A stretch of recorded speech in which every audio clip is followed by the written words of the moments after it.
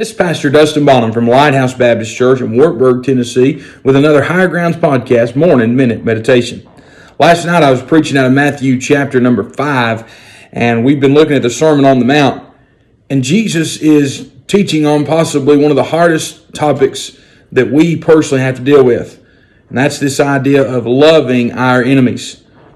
Matthew chapter number 5, verse number 43 said, "Ye have heard that it has been said, Thou shalt love thy neighbor and hate thine enemy. But I say unto you, love your enemies, bless them that curse you, do good to them that hate you, and pray for them which despitefully use you and persecute you." The Lord gave a threefold command here in verse number 44, dealing with three different aspects of our life. Number one, how we privately deal with our enemies. It said, bless them that curse you.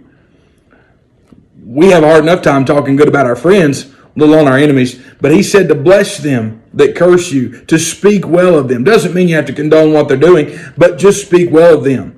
The old adage is, if you can't find nothing nice to say, don't say anything at all. Then he said, do good to them that hate you. Then he takes it to a public level, to show goodness to them. When everybody's watching, when they're watching, to be good to them.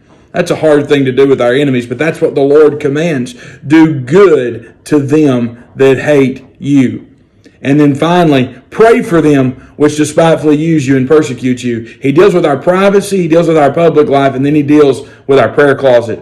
Are we taking our enemies to the Lord in prayer and asking God to deal with them while we just be good to them and bless them and pray for them? Aren't you glad that he gave us an example? The last part of this chapter says this, "Be ye perfect, even as your Father which in heaven is perfect." He's given us a goal to achieve, but he's given us an example to walk by. He was the ultimate example of loving your enemies.